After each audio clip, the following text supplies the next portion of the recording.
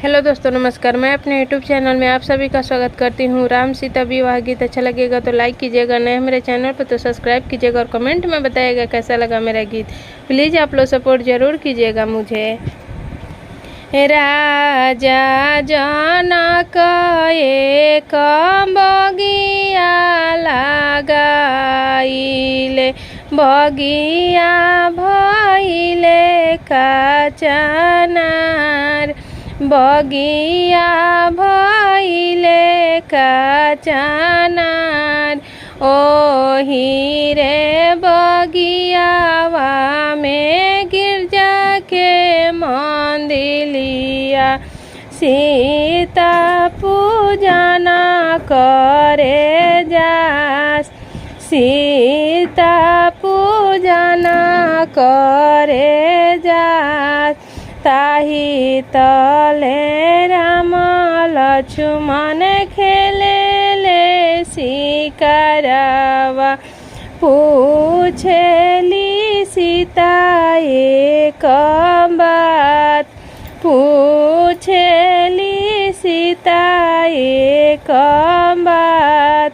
के करहाई रउआ उलरू से दुलरू, के कर प्राण के आधार, के कर प्राण के आधार। के कर घरे हो राउर जनम भइले, कहाँवा में परेला ससुराल, कहाँवा में होखेला विवाह।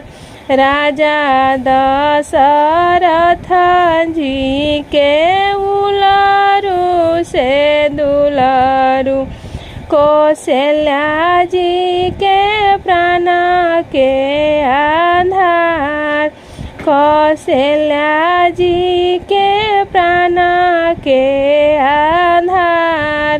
राजा जनक घरे भइले बियाहवा, जनकपुर परे ससुरार, जनकपुर परे ससुरार।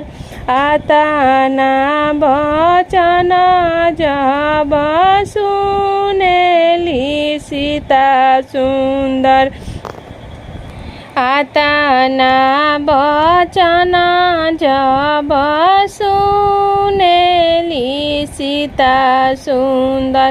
मुख पर फेरेली हाथ, मुख पर फेरेली हाथ।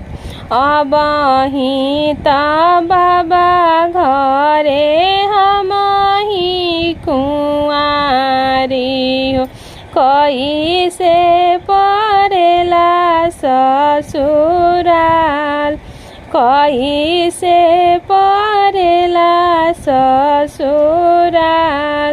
राजा दशरथ ऐसन ससुर पवनी हो, माता हो कौशल्या ऐसन सास, माता हो कौशल्या ऐसन सास।